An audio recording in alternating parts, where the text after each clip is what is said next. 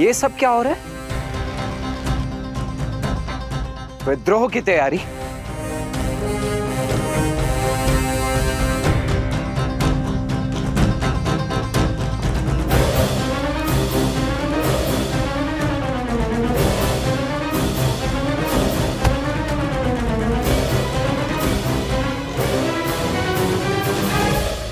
तो अब आप सब श्री राम के विरुद्ध उस शस्त्र उठाने को उत्सुक हैं। क्या यही है श्री राम और अयोध्या के प्रति आपका सम्मान?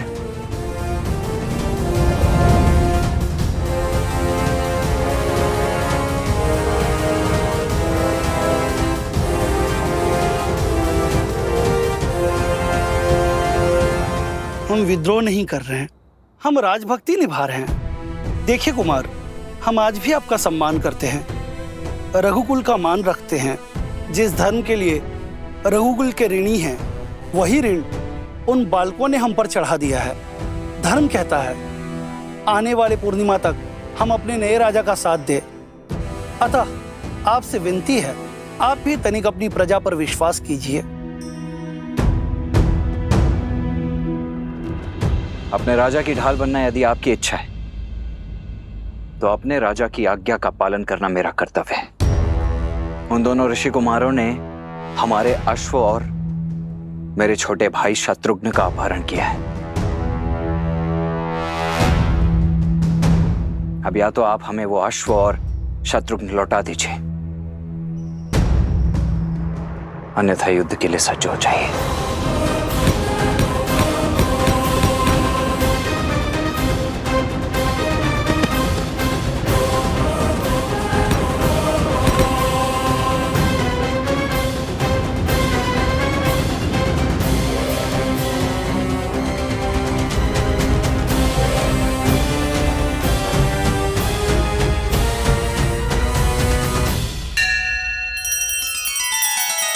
श्री रामचंद्र कृपालु भजु मन हरण भव भय दारुणम नव कंज लोचन कंज मुख कर कंज पद कंजारुणम।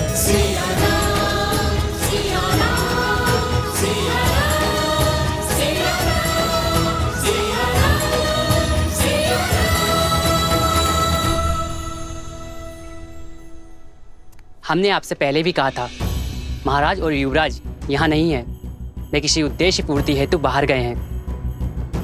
यदि आप उनके बिना भीतर आना चाहते हैं तो आपको हमें मृत्यु के घाट उतारना होगा और इस गांव को मरघट बनाना होगा, भूत प्रेतों का नगर बनाना होगा।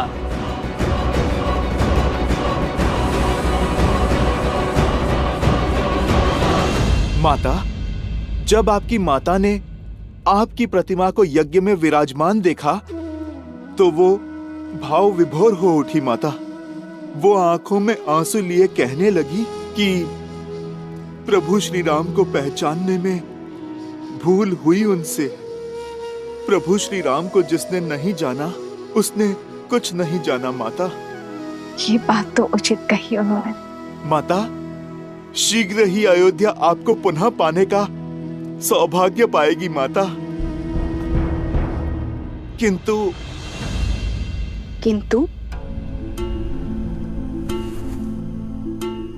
किंतु माता, एक प्रश्न है जो और प्रतीक्षा नहीं कर सकता। माता, ये मन भी कितना विचित्र है।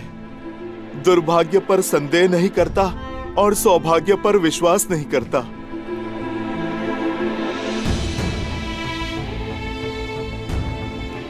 पुत्र का अधिकार है कि मन में उठ रहे हर संशय अपनी माता के सामने रखें।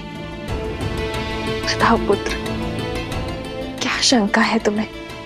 माता, मेरा मन सत्य जान चुका है, किंतु ये सब कुछ आपके मुख से सुनना चाहता है। माता, क्या कुमार लव और कुश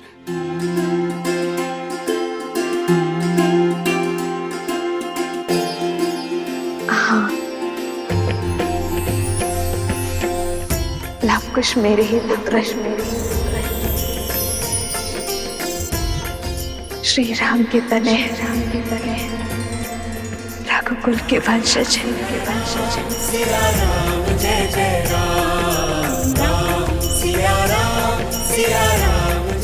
माता, मैं जानता था, मेरा मन झूठ नहीं कह सकता माता। वो दोनों मेरी माता के पुत्र हैं, मेरे छोटे भाई हैं, मेरे छोटे भाई हैं माता, मेरे छोटे भाई हैं। लवकुश मेरे छोटे भाई हैं माता। हनुमान, इतनी आयु में भी बचपन। अब माता के सामने तो ये पुत्र बच्चा ही रहेगा ना माता। और फिर माता, बात भी तो ऐसी ही है। मैंने तो लवकुश को देखते ही उनमें आपकी और प्रभु की छवि पाली थी माता। उनकी कला, उनका तेज, उनका शौर्य बिल्कुल प्रभु की भांति है। मेरे प्रभु और मेरी माता की आत्मा का विलक्षण संगम है दोनों।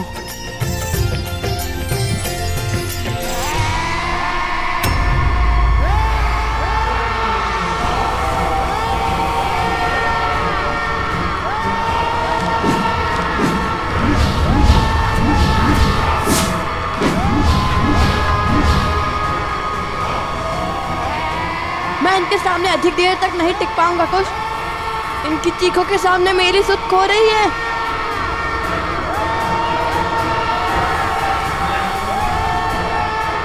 कुश, ये तो रुक ही नहीं रहे हैं।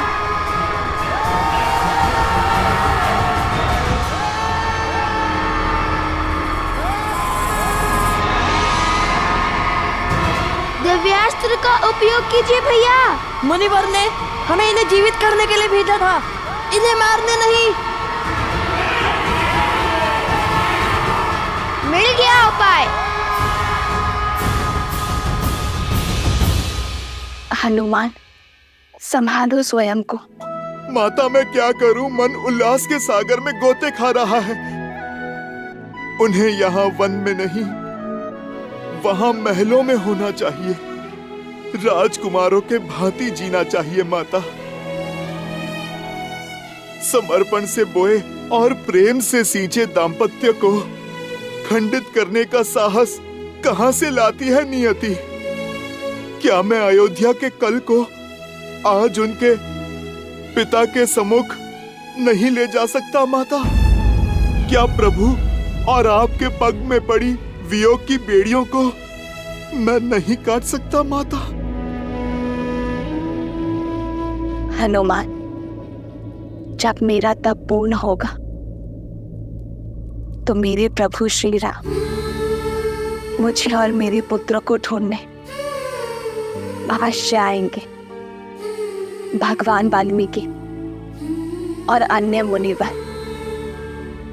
लवकुश को जिस पथ पर भेज रहे हैं वो तब का ही पथ है हनुमान। और तुम तो बल और बुद्धि दोनों के ही स्वामी हो हनुमान।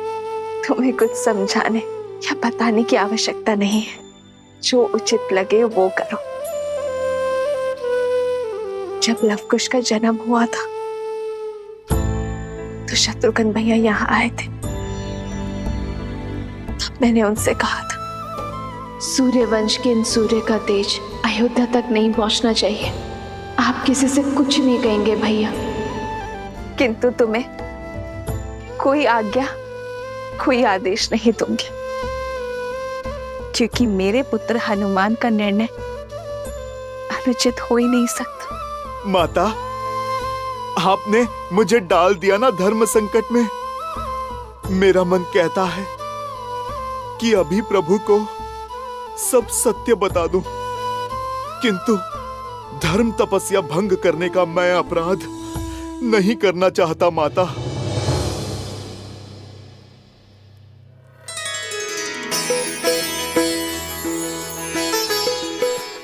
अब तो केवल एक ही है जो मार्गदर्शन कर सकते हैं।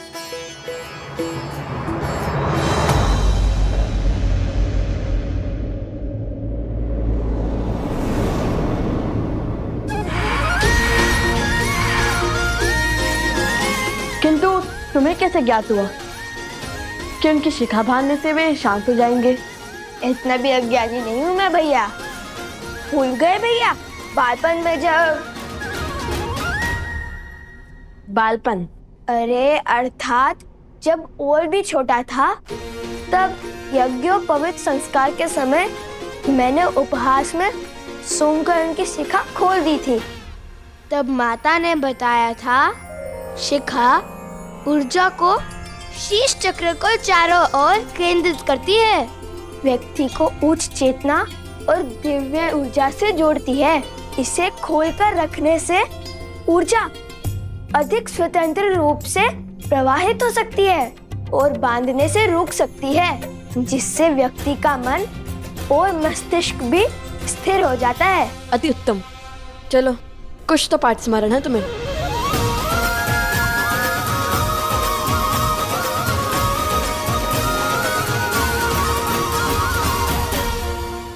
त्रिकालदर्शी भगवान वाल्मीकि को मेरा नमन।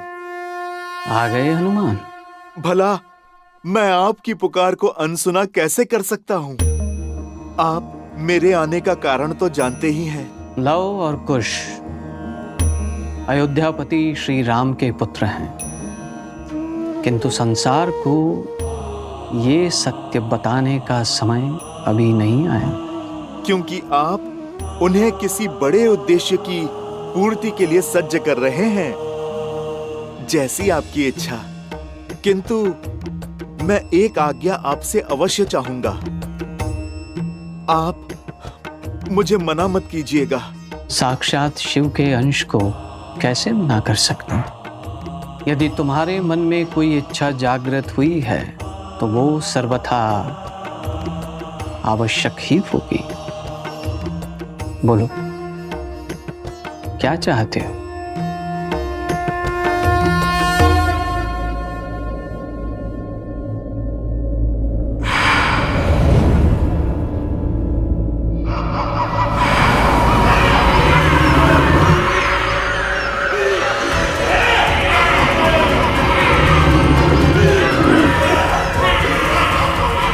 भैया, इन सब की शिखा बांधना तो संभव नहीं है। अब क्या करे कुश?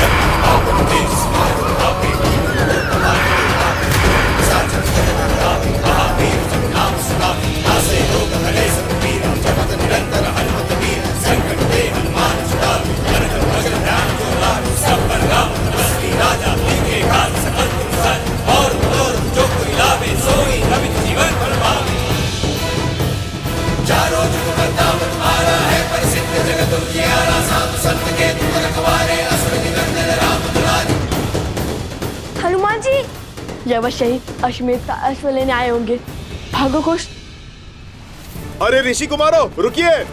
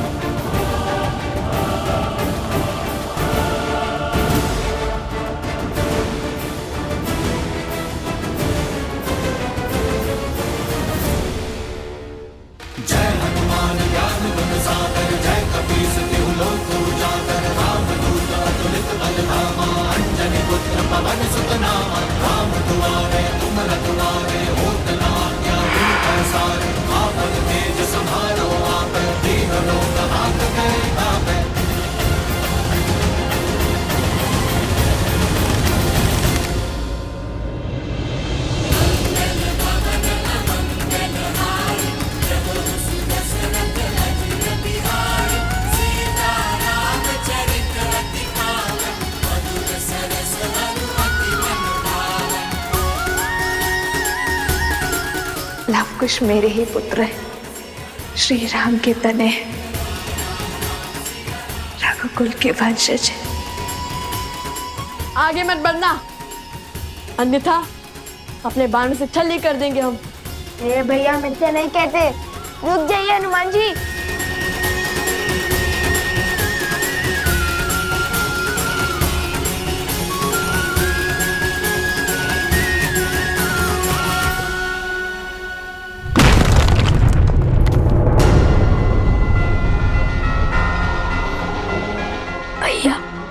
अवश्य ही इनकी कोई योजना होगी अश्व ले जाने की।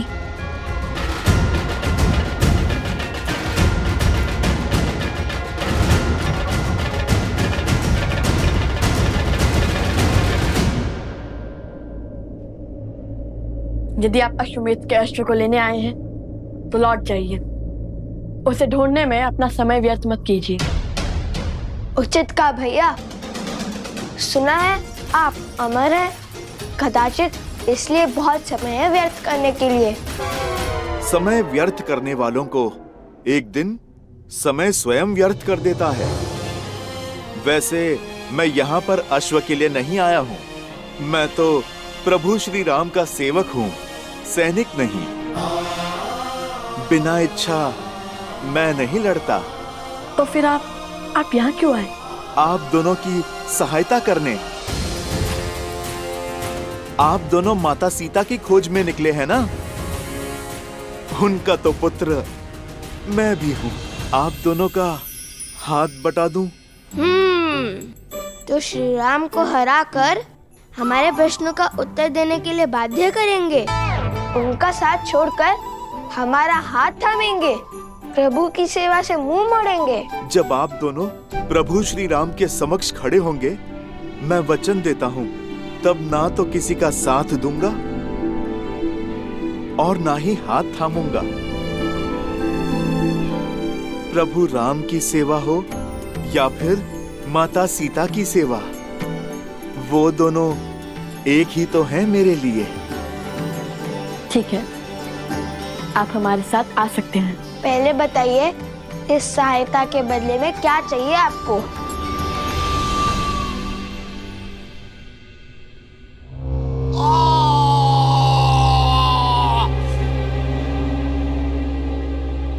पिछले 15 वर्षों से राम उसके राज्य को जितना नीचे धकेलने का प्रयास कर रहे हैं, वो उतना ही ऊंचा उठता जा रहा है। राम ने सहस्त्रों राक्षसों का संहार किया, अयोध्या में समृद्धि और शांति की ध्वजा लहराई। वहां ना कोई अब भिक्षा मांगता है, ना कोई चोरी करता है। उसने सब कुछ पा लिया और हमने सब कुछ खो दिया। आपका पुत्र, आपका राज्य, आपका सम्मान, आपके भाग में केवल एक जीत आई, राम और सीता का वियोग, और कुछ नहीं। आपकी पराजय हो चुकी है। माना कि मेरे प्रयास विफल हुए, किंतु जब तक अयोध्या में एक भी जीव के मन में अधर्म का वास है, धर्म कभी पूरी भांति नहीं जीत सकता।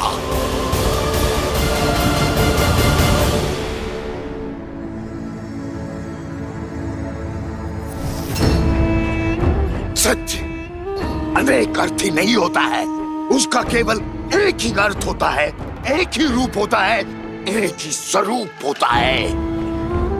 जबकि मिथ्या शास्त्रों मुखोटे लेके घूमता है। दूध में दही की एक बूंद की भांति होता है। पहले पहले तो कुछ नहीं बदलता, किंतु फिर सत्य का स्वरूप भी बदल देता है। अगली चाल क्या होगी महाराज? अश्व ने उसे यही कहीं छुपाया होगा। मार डालो उसे। लक्ष्मण को वो अश्व जीवित नहीं मिलना चाहिए। अश्व मरा तो राम कभी उन बालकों को क्षमा नहीं करेगा। उनका अंत होगा और तब हम उनका सत्य संसार के सामने लाएंगे। सीता इस विश्वासघात को कभी नहीं सह पाएगी। पति से वियोग का विष तो पी गई, किंतु पुत्रों की मृत्यु का दंश नहीं सह पाएंगे। और सीता की मृत्यु राम के अंत का कारण बनेगी।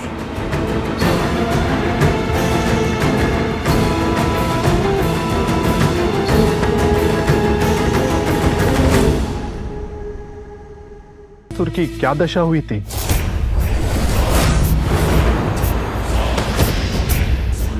उसका भी उपाय शीघ्र खोज लूंगा मैं।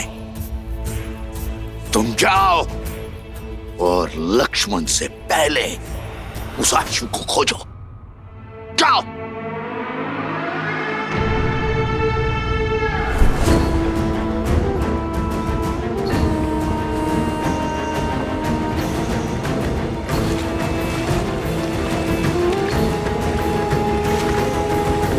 प्रतीक्षा करने के लिए धन्यवाद राजानुज। मेरी प्रतीक्षा को धैर्य समझने की भूल ना करें महोदय। मैं केवल अपने भैया की आज्ञा का पालन कर रहा हूं। ये शांति केवल मेरे भैया की इच्छा के कारण है। उनकी इच्छा है कि इस अश्व को ढूंढने में तनिक भी रक्तपात ना हो। मैं बिना आपकी सहायता के स्वयं उन दोनों ऋषि कुमारों को ढूंढ लूंगा।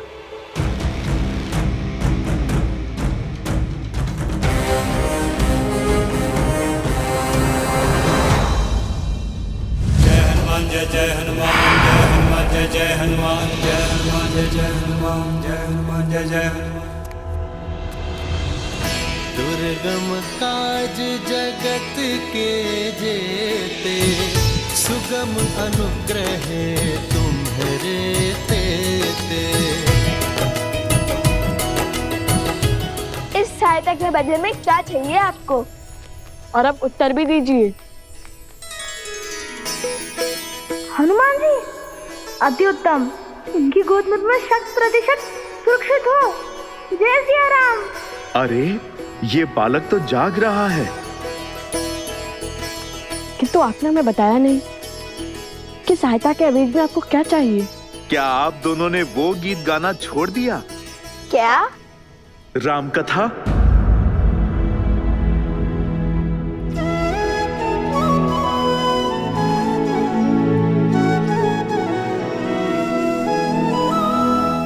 अद्भुत गान किया था आपने।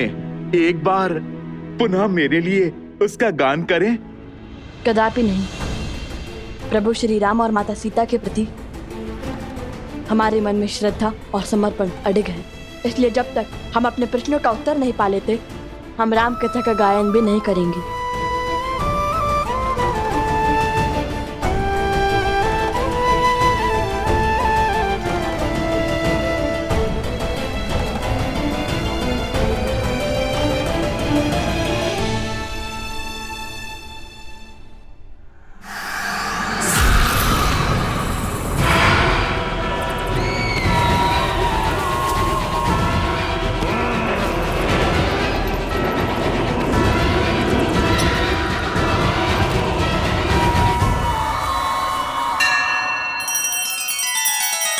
श्री रामचंद्र कृपालु भजु मन हरण भव भय दारुणम।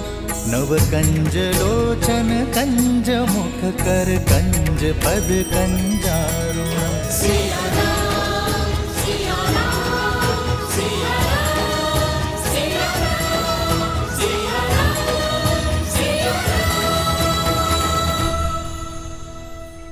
इसलिए हम प्रश्न करना चाहते हैं उनसे, और ये प्रश्न केवल उनसे नहीं हो सकता, तो चल पड़े माता सीता को खोजने।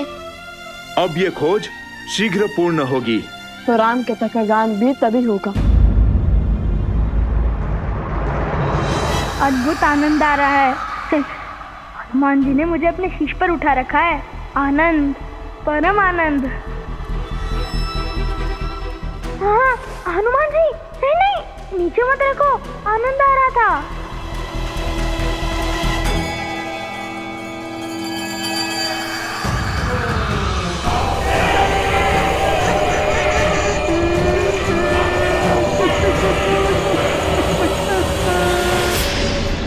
कलाकार तो कला के लिए हठी ही होता है ना? केवल कला नहीं, अपने सिद्धांतों के लिए भी। बचाओ, बचाओ, बचाओ, बचाओ, बचाओ, बचाओ।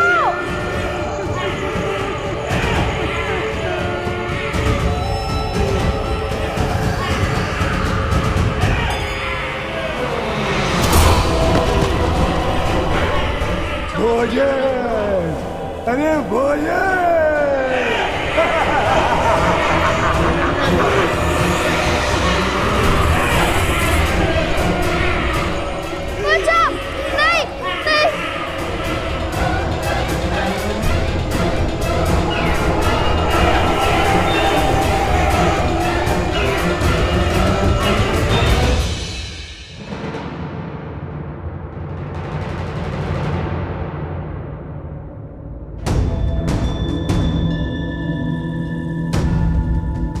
मेरा हृदय कहता है कि मेरा भाई शत्रुघ्न यहीं कहीं पास ही में है, और मैं ये भी जानता हूं कि निश्चित रूप से वो सुरक्षित भी है। भला दो कलाकार ऋषि कुमार महावीर शत्रुघ्न को क्या ही क्षति पहुंचा देंगे। राज अनुज, जब से हम यहाँ आए हैं तब से केवल एक कुटीर के द्वार खुले हैं और उसके बाहर बहुत सा चारा रखा था, किंतु कुछ समय बाद बहुत सा चारा लुप्त हो गया। वहां किसी के होने की आशंका लगती है। कहाँ है वो स्थान? वहां।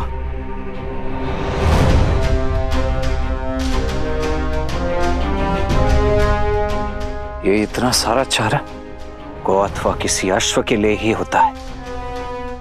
भैया का आदेश न होता तो मैं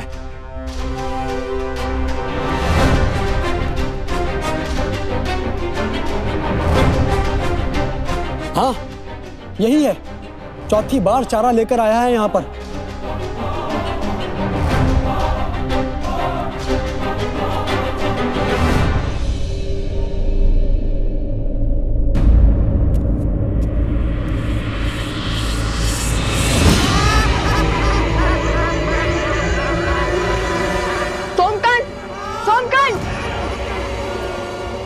हनुमान जी, आपको तो हमारी सहायता करनी थी ना।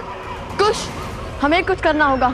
नहीं, तुम्हारी रक्षा करने हेतु मैं बाध्य हूं। ये परीक्षा है मेरी, मुझे ही पूर्ण करने दो।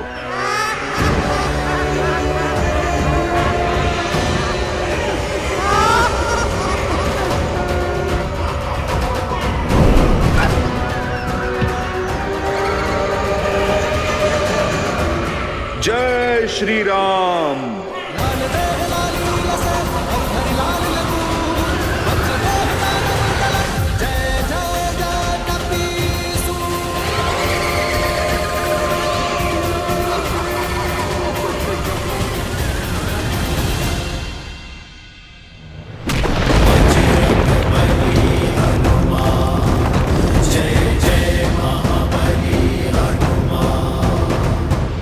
ये बालक मेरे साथ हैं।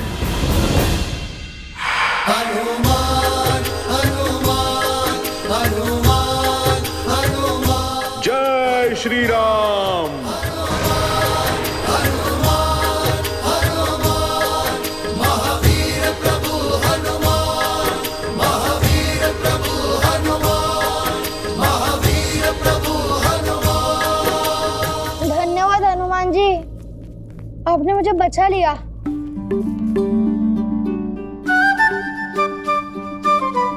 वैसे मैं भयभीत नहीं था, मैं तो बस देखना चाहता था कि आप उन्हें कैसे भगाते हैं। बहुत उत्तम शक्ति प्रदर्शन किया आपने। अब तो आपने भी जान लिया होगा, इसे अकेले छोड़ना सही नहीं है।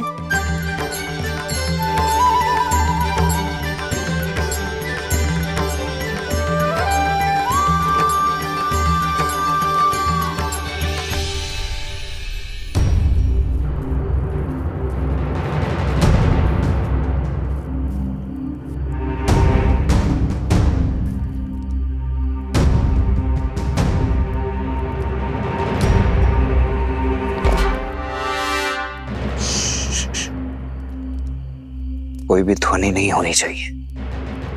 यदि उन्हें ज्ञात हुआ कि हम यहाँ हैं, तो वो शत्रुघ्न का स्थान बदल देंगे।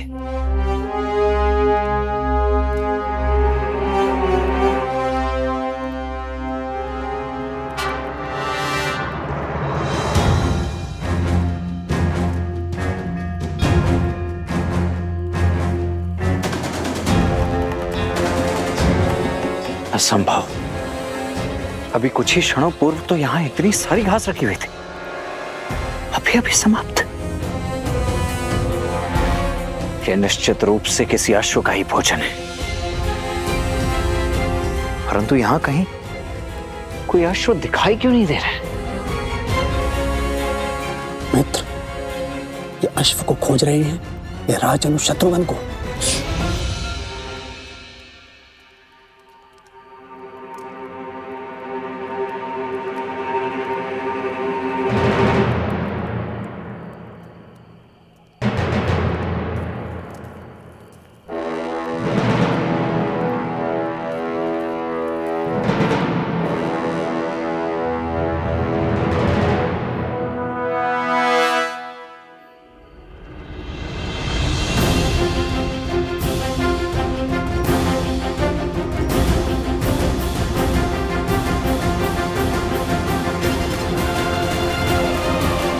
आर्य सुमंत। जी महाराज।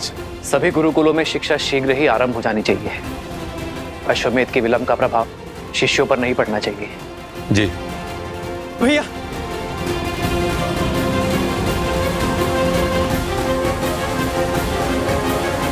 क्या हुआ भरत? सब कुशल तो है ना? नहीं भैया, वो शत्रुघ्न।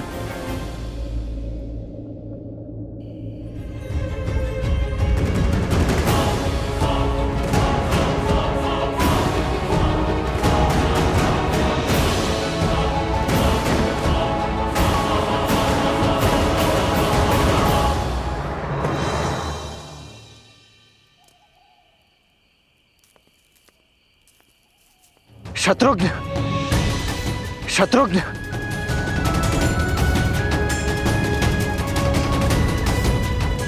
शत्रुघ्न,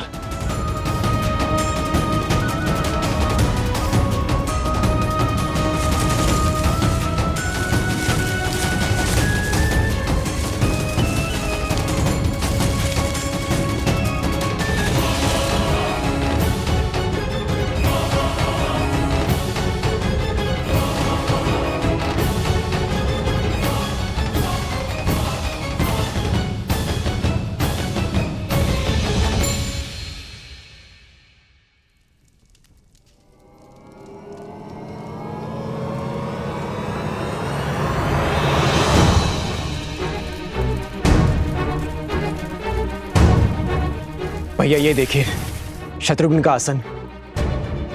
ये तो अवश्य अनिष्ट का प्रतीक है। किंतु ये सब हुआ कैसे भरत? संध्या के पश्चात जब सेवक दीपक बुझा रहे थे तब।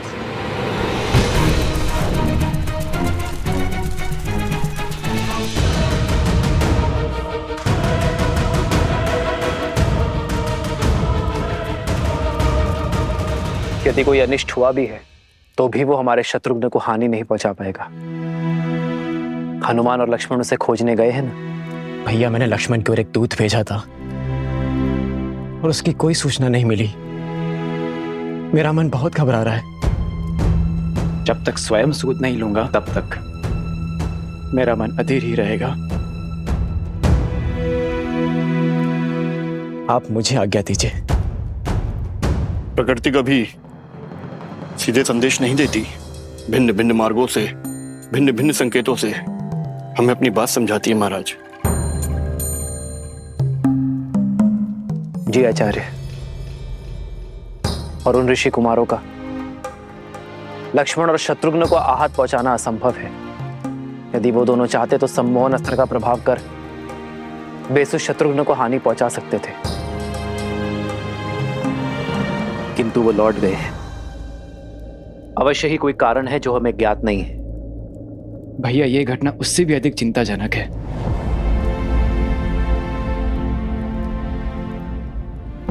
मैं नहीं चाहता मेरा अनुज चिंता में रहे। कल सूर्य की पहली किरण के साथ तुम प्रस्थान करोगे भरत। जो आज्ञा भैया।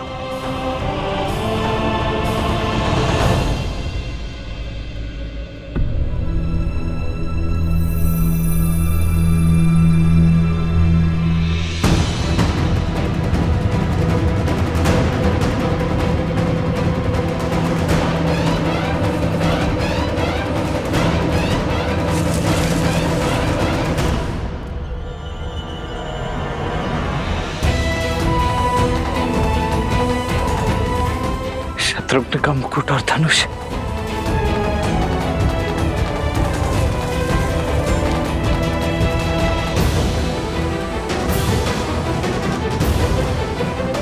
अर्थात मेरा संदेह सत्य ही है। शत्रुघ्न को उन दोनों ऋषि कुमारों ने ही छिपा है।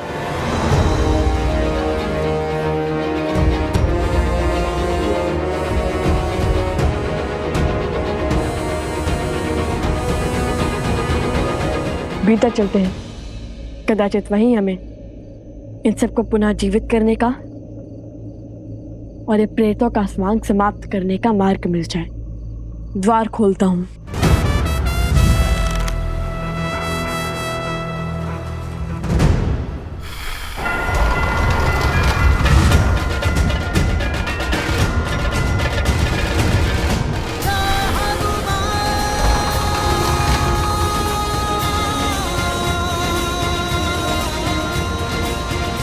हनुमान जी, आपके बल से परिचित है हम, किंतु ये कार्य अगस्त्य ऋषि ने हमें सौंपा है, तो कृपया करके ये दायित्व हमें ही उठाने दे।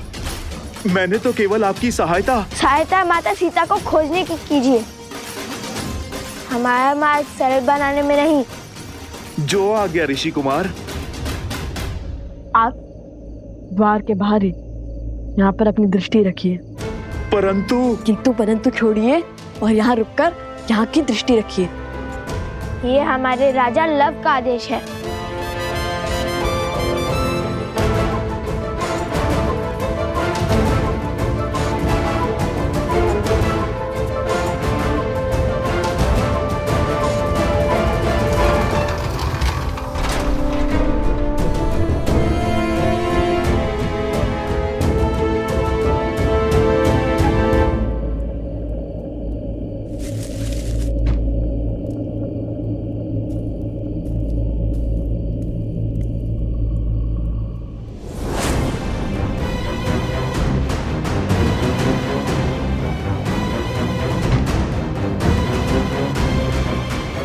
अरे, यहाँ कौन आया था?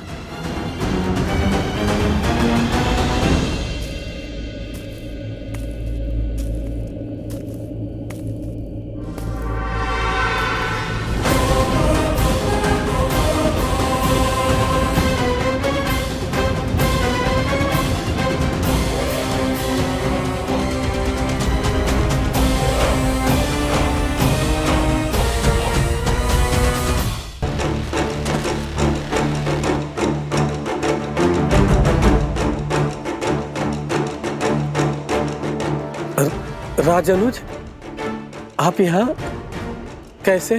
पहले ये बताओ, ये यहाँ कैसे?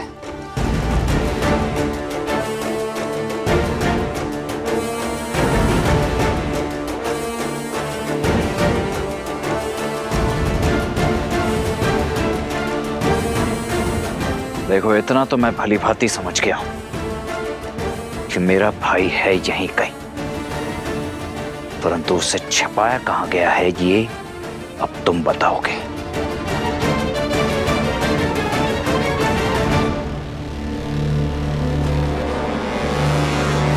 राजद्रोह मत करवाइए राजानुज, मैं ये लांछन सह नहीं पाऊंगा। तब तो एक ही मार्ग शेष है, मेरा वारसा हो तुम।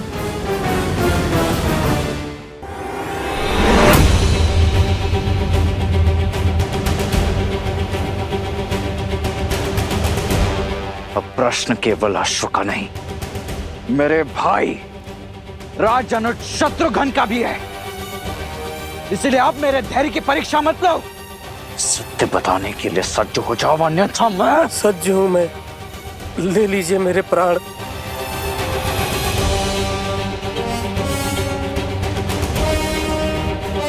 अच्छा लगा ये देखकर कि इक्ष्वाकु वंश ने जो धर्म का बीज कौशलराज में बोया था, वो अब राजभक्ति का घनघोर वृक्ष बन चुका है। किंतु मेरी एक बात ध्यान से सुन लो, या तो आज तुम्हारे मुख से सत्य निकलेगा, अन्यथा निकलेंगे प्राण। और केवल तुम्हारे नहीं, उन दोनों ऋषि कुमारों के भी युद्ध में 2 क्षण भी मेरे समक्ष टिक नहीं पाएंगे। वो धराशायी हो जाएंगे तुम्हारे नए नवेले राजा।